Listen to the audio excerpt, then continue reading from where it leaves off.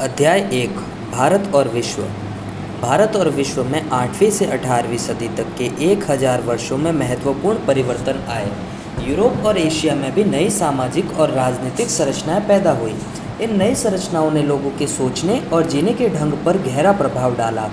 इन परिवर्तनों का प्रभाव भारत पर भी पड़ा, क्योंकि भूमध्य सागर के इर्द गिर्द के देशों तथा इस क्षेत्र में पैदा होने वाले विशाल साम्राज्यों के साथ, जिनमें रोमन और फारसी साम्राज्य भी शामिल थे, भारत के बहुत पुराने व्यापारिक और सांस्कृतिक संबंध थे।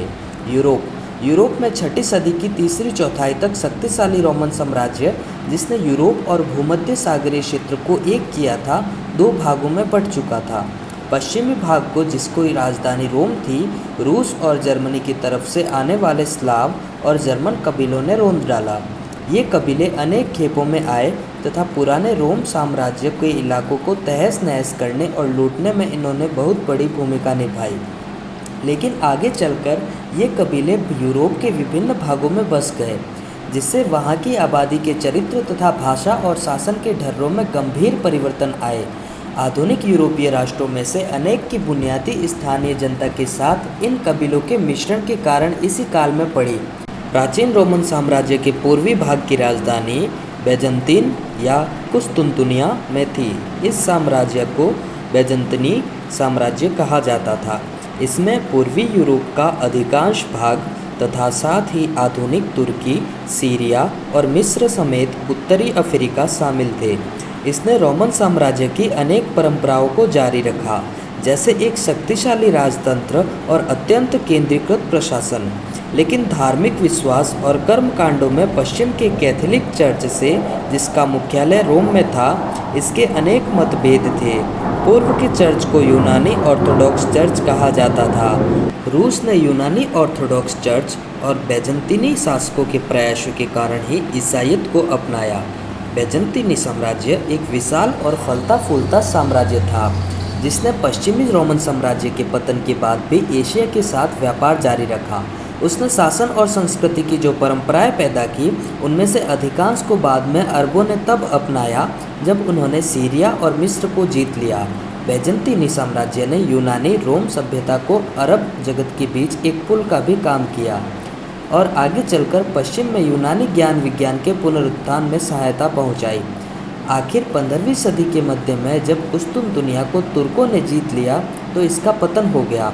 पश्चिम में रोमन साम्राज्य के पतन के सदियों बाद तक पश्चिमी यूरोप में बड़े नगरों का लगभग कोई पता नहीं था तथा विदेशी और घरेलू व्यापारियों को भारी धक्का लगा। इसका एक कारण सोने का अभाव था। रोम वाले सोना अफ्रीका से पाते थे और पूरब के साथ व्यापार के लिए उसका उपयोग करते थे।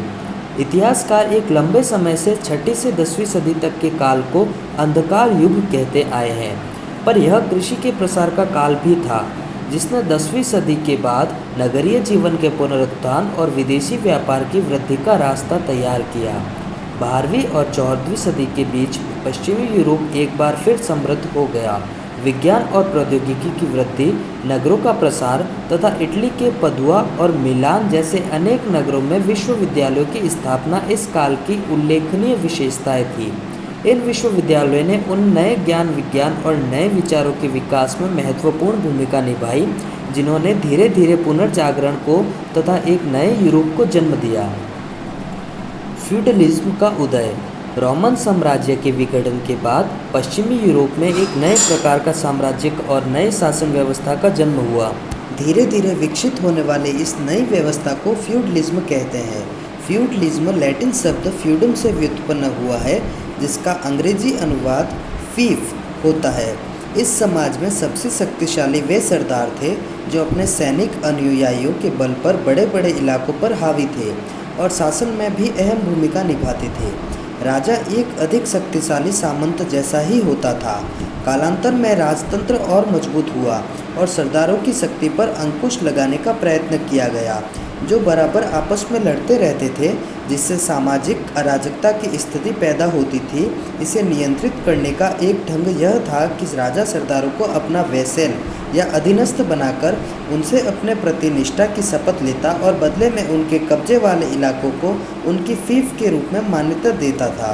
फिर ये सरदार अपने वैसेल नियुक्त करते थे और अपनी फीफ में उन्हें से एक भाग देते थे। सिद्धांत के स्तर पर राजा एक गद्दार वैसल के फीक पर कब्जा कर सकता था, लेकिन व्यवहार में ऐसा कम ही होता था। इस तरह फ्यूडल व्यवस्था में शासन पर एक भूस्वामी कुलीन वर्ग का वर्चस्व था। यह कुलीन वर्ग जल्द ही पैतृक बन गया और उसने हर कोशिश की कि कोई बाहरी व्यक्ति उसकी कतार में न आ सके। पर यह कुलीन वर्ग कभी भी पूरी तरह बंद नहीं रहा, क्योंकि गद्दार सरदार हटाए जाते थे तथा नए नियुक्त किए जाते थे या उभर कर सामने आते थे। फ्यूडल व्यवस्था से दो और विशेषताएं भी जुड़ी थी। उनमें से एक विशेषता थी सर्फडम की।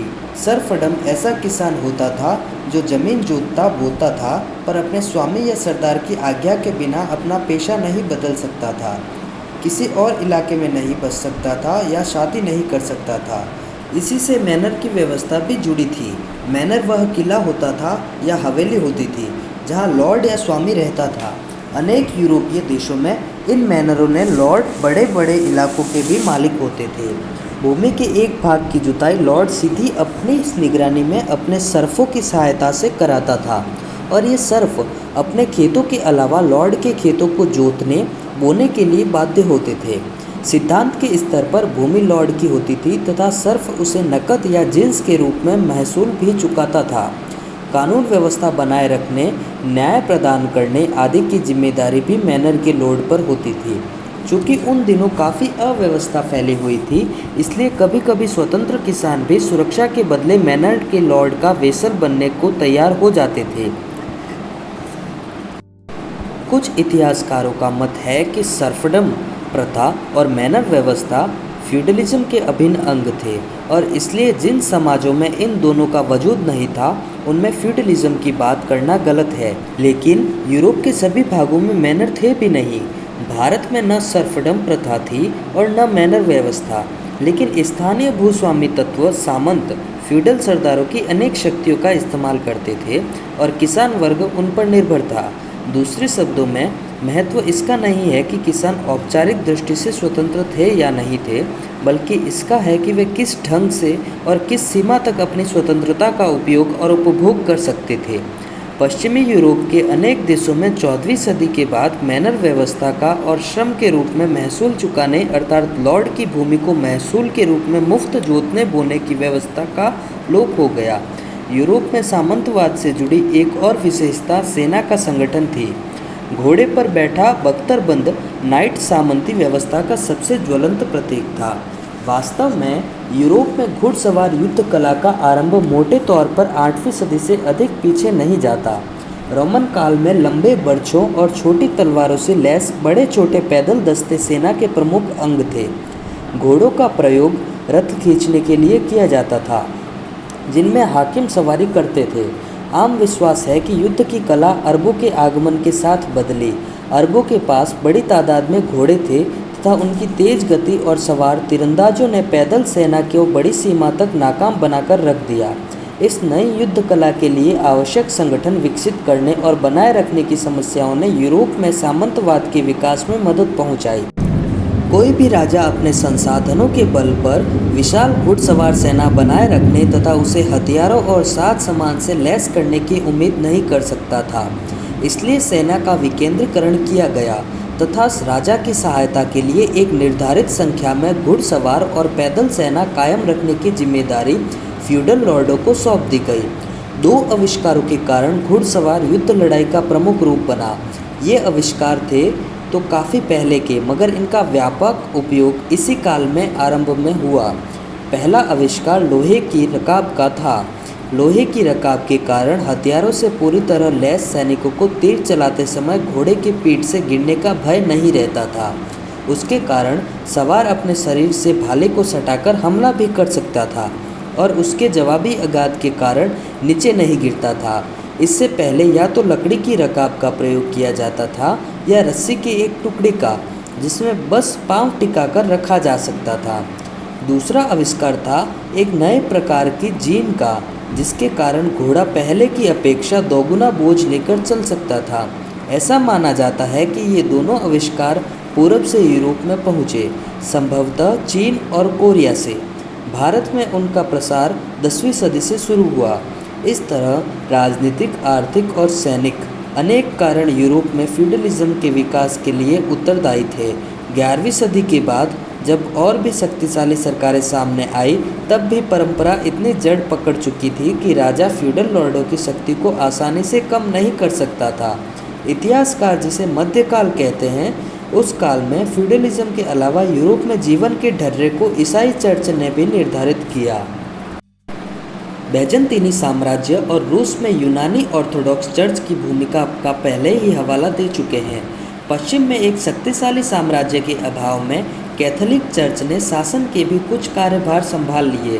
पोप, जो कैथोलिक चर्च का प्रमुख था, एक धर्मगुरु ही नहीं रहा बल्कि ऐसा व्यक्ति बन गया जिसके पास काफ़ी कुछ राजनीतिक और नैतिक सत्ता भी थी। पश्चिम एशिया और भारत की तरह यूरोप में भी मध्यकाल धर्म का काल था, और जो धर्म का प्रवक्ता होता था उसके पास काफ़ी शक्ति और प्रभाव होता था। राजाओं और सामंत सरदारों से मिले भूदानों और धनी सौदागरों से प्राप्त दानों के बल पर अनेक मठ और विहार स्थापित किए गए। इनमें से फ्रांसिस्कन जैसे कुछ सिलसिले ज़रूरतमंद और गरीबों के लिए कार्यरत थे। अनेक मठ यात्रियों को चिकित्सा सहायता या ठहरने की जगह देते थे। वे शिक्षा और ज्ञान विज्ञान के केंद्र का काम भी करते थे। इस प्रकार कैथोलिक चर्च ने यूरोप के सांस्कृतिक जीवन में अहम भूमिका निभाई। मगर कुछ मठ जो अत्यंत धनी हो चुके थे, फ्यूडल लॉर्डों की तरह व्यवहार करने लगे। इससे आंतरिक कलह पैदा हुआ और उन शासकों के साथ उनका टकराव होने लगा जो चर्च और पोपों की दुनिया ताकत से चिढ़े हुए थे। आगे चलकर यह टकराव पुनर्जागरण और सुधार आंदोलनों में प्रतिबिंबित हुआ। अरब दुनिया। 7वीं सदी के बाद इस्लाम के उदय ने पश्चिम एशिया और पड़ोसी क्षेत्रों के सामाजिक, आर्थिक, सांस्कृतिक और राजनीतिक पक्षों पर गहरा प्रभाव डाला। एक प्रमुख तत्व आपस में लड़ने वाले अरब कबीलों का एकीकरण था, जिसके फलस्वरूप एक शक्तिशाली साम्राज्य का जन्म हुआ। आरंभिक खलीफों द्वारा स्थापित अरब साम्राज्य में अरब के अलावा सीरिया, इराक, ईरान, मिस्र, उत्तरी अफ्रीका और स्पेन शामिल थे। अरब कबीलों के अंदरूनी मतभेदों और गृह युद्धों के कारण 8वीं सदी के मध्य में दमिश्क में बैठा खलीफा सत्ता खो बैठा और अब्बासी नाम का एक नया वंश सत्ता में आया। उसने नव स्थापित नगर बगदाद को अपनी राजधानी बनाया। अब्बासी स्वयं को पैगंबर मोहम्मद साहब के कबीले से संबंधित होने का दावा करते थे। लगभग 150 वर्षों तक अब्बासी साम्राज्य दुनिया के सबसे शक्तिशाली और फलते फूलते साम्राज्यों में से एक रहा।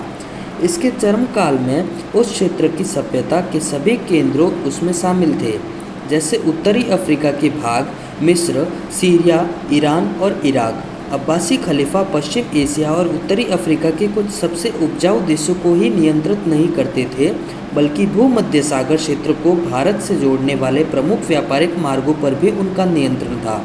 अब्बासियों ने इस क्षेत्र के व्यापारिक मार्गों को जो शांति और सुरक्षा प्रदान की, वह इस क्षेत्र की जनता की खुशहाली और अब्बासी दरबार की शान शौकत का एक महत्वपूर्ण कारण था।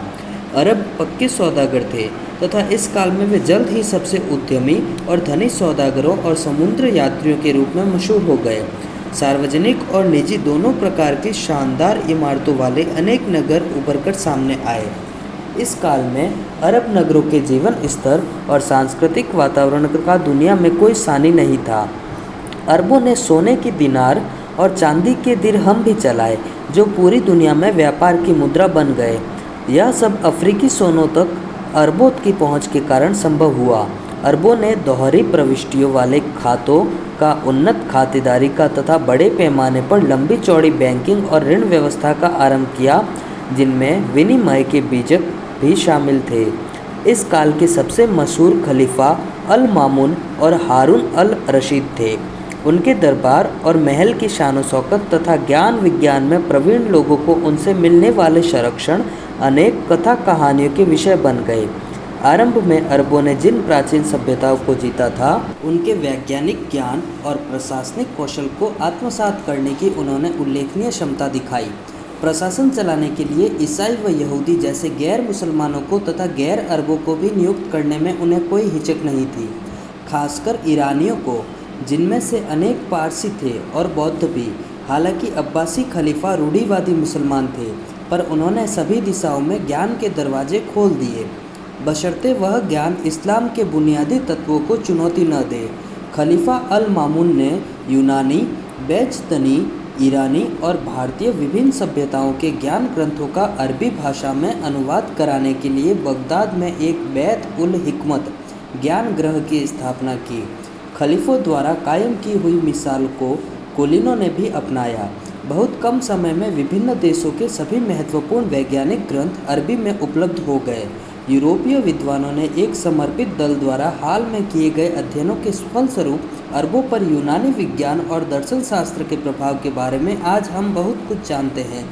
हमें अब अरब दुनिया पर चीनी विज्ञान और दर्शन शास्त्र के प्रभाव का भी बेहतर ज्ञान है। कंपस, कागज, छपाई, बारूद, यहाँ तक कि मामूली सी एक पहिया ठेला गाड़ी भी इसी काल में चीन से अरबों के माध्यम से ही यूरोप तक पहुँची। वेनिस के मशहूर यात्री मार्को पोलो ने चीन के बारे में और अधिक जानकारी हासिल करने तथा चीन यूरोप व्यापार पर अरबों के एकाधिकार को तोड़ने के लिए ही चीन की यात्रा की थी। दुर्भाग्य से इस काल में अरब दुनिया के साथ भारत के आर्थिक एवं सांस्कृतिक संबंधों के बारे में तथा अरब दुनिया को भारत की वैज्ञानिक देन के बारे में हमारी जानकारी बहुत सीमित थी। 8वीं सदी में अरबों द्वारा जीते जाने के बाद सिंध भारत और अरब दुनिया के बीच वैज्ञानिक सांस्कृतिक संबंधों का माध्यम बन गया। दशमलव प्रणाली जो आधुनिक गणित का आधार है तथा जो भारत में 5वीं सदी में विकसित हुई थी, इसी काल में अरब दुनिया में पहुंची। 9वीं सदी में अरब गणितज्ञ अल ख्वारिज्म ने इसे अरब दुनिया में लोकप्रिय बनाया। एबेलार्ड नाम के एक भिक्षु के जरिए यह ज्ञान 12वीं सदी में यूरोप में पहुंचा, जहां उसे अरब अंक प्रणाली के नाम से जाना गया। खगोल शास्त्र और गणित से संबंधित अनेक भारतीय ग्रंथों के अरबी अनुवाद हुए। खगोल शास्त्र की सुप्रसिद्ध रचना सूर्य सिद्धांत, जिसे आर्यभट्ट ने संशोधित और परिष्कृत किया था, इन ग्रंथों में से एक थी। चरक और सुश्रुत के आयुर्विज्ञान संबंधी ग्रंथों के भी अनुवाद हुए। भारतीय व्यापारी और सौदागर इराक और ईरान के बाजारों में जाते रहे तथा बगदाद में खलीफा के दरबार में भारतीय चिकित्सकों और उस्ताद कारीगरों का स्वागत किया जाता रहा। संस्कृत के अनेक साहित्यिक ग्रंथों का अरबी में अनुवाद किया गया, जैसे कलील व दिमना, जो पश्चिम में ईसप की कथाएं का आधार बन गए। अरब दुनिया पर भारतीय विज्ञान और दर्शन का तथा बाद के काल में भारत पर अरब विज्ञान के प्रभाव का विस्तृत अध्ययन इन दिनों जारी है। 10वीं सदी के आरंभ तक अरब इस स्थिति में पहुंच गए थे कि वे विज्ञान के विभिन्न क्षेत्रों में स्वयं को योगदान कर सके। इस काल में अरब दुनिया में ज्यामिति, बीजगणित, भूगोल, खगोलिकी, प्रकाशिकी, रसायन, चिकित्सा आदि के विकास ने उसे जीव विज्ञान के क्षेत्र में अग्रणी बना दिया। अरब भूगोल शास्त्रियों की रचनाओं और मानचित्रों ने विश्व संबंधी ज्ञान को उन्नत बनाया। अरबों ने खुले समुद्र में यात्रा के लिए नए साधनों के विकास में भी मदद पहुंचाई। इन साधनों का 15वीं सदी तक उपयोग होता रहा। भारत और पड़ोसी देशों के बारे में अरब व्यापारियों के वृत्तांत हमारे लिए जानकारी के उपयोगी स्रोत है।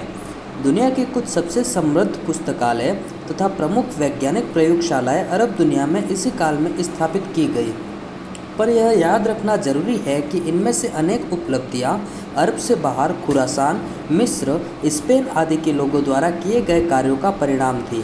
इसे अरब विज्ञान इसलिए कहा गया कि इस पूरे क्षेत्र में अरबी ही साहित्य और चिंतन की भाषा थी। अरब दुनिया में विभिन्न देशों के लोग स्वतंत्र रूप से जहाँ चाहे आ जा सकते थे, चाहे काम कर सकते थे और बच सकते थे। वैज्ञानिक और विद्वानों का प्राप्त उल्लेखनीय बौद्धिक और व्यक्तिगत स्वतंत्रता और उनको प्राप्त संरक्षण भी अरब विज्ञान एवं सभ्यता की उल्लेखनीय वृद्धि के महत्वपूर्ण कारण थे। ईसाई चर्च के कठोर रवैये के कारण यूरोप में उन दिनों ऐसी स्वतंत्रता प्राप्त नहीं थी। भारत में भी शायद ऐसी ही स्थिति थी, क्योंकि इस काल में अरब वैज्ञानिकों में से शायद ही कोई भारत में आया हो। भारतीय वैज्ञानिक के विकास की गति भी धीमी रही। अंततः इस क्षेत्र को प्रभावित करने वाले राजनीतिक और आर्थिक विकास क्रमों के कारण और उससे भी बढ़कर मुक्त चिंतन का गला घोटने वाले रूढ़िवादी की वृद्धि के कारण 12वीं सदी के बाद अरब ज्ञान विज्ञान का पतन होने लगा, लेकिन स्पेन में 14वीं सदी तक इसका विकास जारी रहा। अफ्रीका। अरबों ने हिंद महासागर, पश्चिम एशिया और भूमध्य सागर के व्यापार के साथ अफ्रीका के घनिष्ठतर संबंध कायम किए। अफ्रीका के पूर्वी तट के किनारे किनारे मलिंदी और जंजीबार तक अरबों के प्रवास और व्यापारिक कार्यकलापों में बहुत वृद्धि हुई, लेकिन अरबों के व्यापार में बड़े पैमाने पर गुलामों तथा सोने, हाथी दांत आदि का निर्यात भी शामिल था। अफ्रीका में एक काफ़ी प्राचीन शक्तिशाली इथियोपिया का राज्य भी था, जिसमें अनेक नगर थे। इथियोपिया वाले हिंद महासागर में अदन से लेकर भारत तक व्यापार करते थे। हबशी कहलाने वाले ऐसे अनेक इथियोपियावासी ईसाई थे। हिंद महासागरीय व्यापार में वे बैजंतीनी साम्राज्य के घनिष्ठ सहयोगी थे। बैजंतीनी साम्राज्य के पतन के बाद उनकी आर्थिक स्थिति कमज़ोर हो गई। चीन और दक्षिण पूर्व एशिया। चीन के साथ भारत के प्राचीन काल से ही आर्थिक और सांस्कृतिक संबंध थे, जल और थल दोनों के रास्ते। 8वीं और 9वीं शताब्दी में तंग शासन के अधीन चीन का समाज और वहाँ की संस्कृति प्रगति के उच्च सोपान पर पहुँच चुकी थी।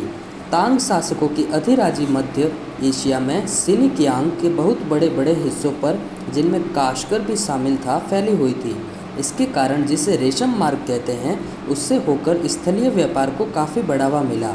इस रास्ते से रेशम ही नहीं बल्कि उम्दा चीनी मिट्टी के बर्तन तथा कम कीमती रत्न पुखराज की बनी वस्तुएं भी पश्चिम एशिया, यूरोप और भारत को निर्यात की जाती थी। चीन में विदेशी व्यापारियों का स्वागत होता था।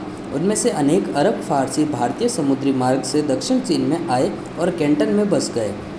9वीं सदी के मध्य में तांग साम्राज्य का पतन हुआ तथा 10वीं सदी में उसे सुंग राजवंश ने स्थापित कर दिया। सुंग राजवंश लगभग 300 वर्षों तक चीन पर शासन करता रहा। आरंभिक सुंग काल, विशेषकर 11वीं सदी का काल, चीन में अत्यधिक आर्थिक प्रसार का काल था। इसी काल के दौरान बाद के अनेक यूरोपीय आविष्कारों के आद्य रूप सामने आए। दक्षिण पूर्व एशिया, भारत और श्रीलंका के साथ चीन का समुद्र मार्गी व्यापार भी बढ़ा। आगे चलकर 13वीं सदी में चीनी शासन तंत्र की बढ़ती कमजोरी ने मंगोलों को चीन विजय का अवसर दिया। उन्होंने चीन में मौत और तबाही का तांडव किया, लेकिन अपने घोर अनुशासित और गतिशील घुड़सवार दस्तों के बल पर मंगोल पहली बार एक शासन के अंतर्गत उत्तर और दक्षिण चीन का एकीकरण करने में सफल रहे। कुछ समय तक उन्होंने टोंकिन उत्तर वियतनाम और अनाम दक्षिण वियतनाम को भी अपने कब्जे में रखा। उत्तर में उन्होंने कोरिया को रोंद डाला। इस तरह मंगोलों ने पूर्वी एशिया में से एक विशाल साम्राज्य की स्थापना की, जिसकी गिनती दुनिया की सबसे बड़ी ताकतों में होती थी। वेनिस की यात्रा मार्को पोलो कुछ समय तक चीन के मंगोल शासकों में सबसे अधिक विख्यात कुबुलाई खान के दरबार में रहा। उसने इस दरबार का एक जीता जागता चित्र खींचा है। मार्को पोलो समुद्री मार्ग से इटली लौटा और रास्ते में उसने भारत में मालाबार को भी देखा। इस तरह संसार के विभिन्न भाग पहले से करीब आ रहे थे तथा उनके व्यापारिक और सांस्कृतिक संपर्क बढ़ रहे थे।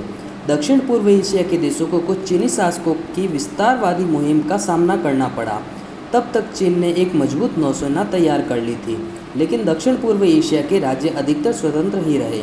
इस क्षेत्र में इस काल में पनपने वाले दो सबसे शक्तिशाली राज्य शैलेंद्र और कंबुज साम्राज्य थे। शैलेंद्र राजवंश 8वीं सदी में उभरा तथा उसने श्री विजय साम्राज्य को काफ़ी हद तक विस्थापित कर दिया। शैलेंद्र साम्राज्य 10वीं सदी तक फलता फूलता रहा। इस साम्राज्य के चरम काल में इसमें सुमात्रा, जावा, मलय प्रायद्वीप, सियाम, आधुनिक थाईलैंड के कुछ भाग शामिल थे और तेज से तेज चलने वाली नौका भी 2 साल में इस विशाल साम्राज्य का चक्कर नहीं लगा सकती थी। शैलेंद्र शासकों के पास एक मजबूत नौसेना थी तथा चीन के साथ समुद्री व्यापार पर उनका वर्चस्व था। दक्षिण भारत के पल्लवों के पास भी एक शक्तिशाली नौसेना थी। पल्लव नौसेना विशेषकर बंगाल की खाड़ी में सक्रिय थी। दक्षिण पूर्व के देशों और चीन के साथ समुद्री व्यापार इतना महत्वपूर्ण हो चला था। 10वीं सदी में एक चोल शासक ने सुमात्रा और मलाया की ओर अनेक नौसैनिक अभियान रवाना किए ताकि संचार के समुद्री रास्तों को खुला रखा जा सके तथा व्यापार के नए अवसरों की तलाश की जा सके। ईसवी संवत की आरंभिक सदियों में, बल्कि उससे पहले भी इस क्षेत्र के देशों के साथ भारत के घनिष्ठ व्यापारिक और सांस्कृतिक संबंध थे। अनेक चीनी और भारतीय व्यापारी इस साम्राज्य की राजधानी पलेमबंग जाते थे, जो सुमात्रा में स्थित था। पलेमबंग और भी पहले से संस्कृत और बौद्ध अध्ययन का केंद्र बना हुआ था। इस काल में राजाओं ने यहाँ भव्य मंदिर बनवाए। इनमें सबसे प्रसिद्ध पूर्वी जावा का बोरोबुदुर मंदिर है, जो बुद्ध को समर्पित है। यह एक मुकम्मल पहाड़ी है जिसे तराश कर 9 मंजिली निकाली गई है और सबसे ऊपर एक स्तूप है।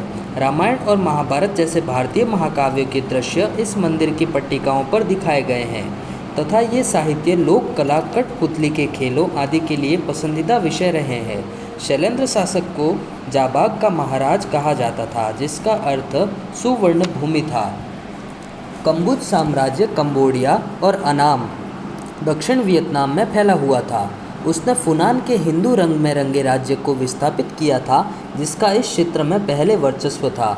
कम्बुज साम्राज्य 15वीं सदी तक फलता फूलता रहा तथा उसने सांस्कृतिक विकास और समृद्धि का एक ऊंचा स्तर प्राप्त कर लिया। कंबोडिया में अंकोर थोम के पास स्थित मंदिर समूह को उसकी सबसे शानदार उपलब्धि माना जा सकता है। मंदिर निर्माण का सिलसिला 10वीं सदी में आरंभ हुआ।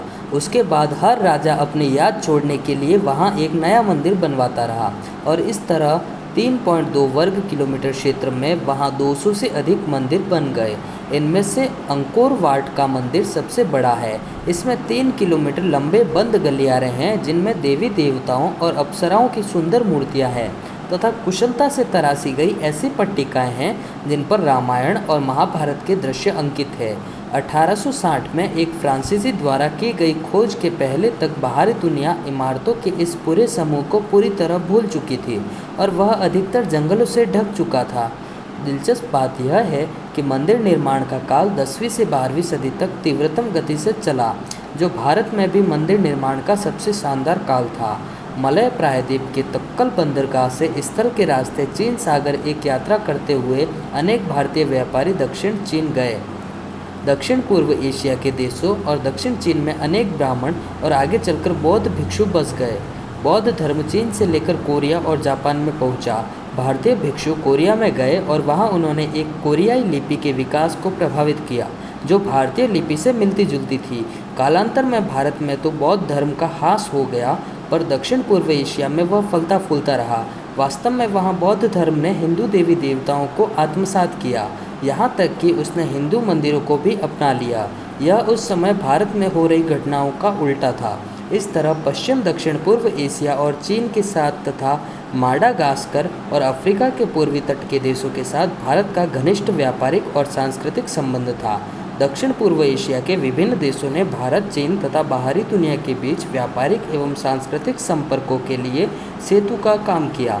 भारतीय सभ्यता और संस्कृति से गहराई से प्रभावित होते हुए भी दक्षिण पूर्व एशिया के देशों ने अपनी अपनी विशिष्ट संस्कृति विकसित की, जो उच्च स्तर की थी।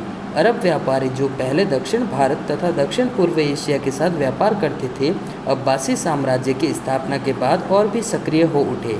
लेकिन अरबों ने भारतीय व्यापारियों और धर्मोपदेशकों को विस्थापित नहीं किया। आरंभिक चरण में इन्होंने इस क्षेत्र की जनता को मुसलमान बनाने का भी कोई विशेष प्रयास नहीं किया। इस तरह एक उल्लेखनीय सीमा तक धार्मिक स्वतंत्रता और सहिष्णुता तथा विभिन्न संस्कृतियों का मिलन इन देश की विशेषताएं थी और उनमें ये विशेषताएं आज तक बाकी है। सुमात्रा, जावा और मलाया ने इस्लाम को धीरे धीरे अपनाया।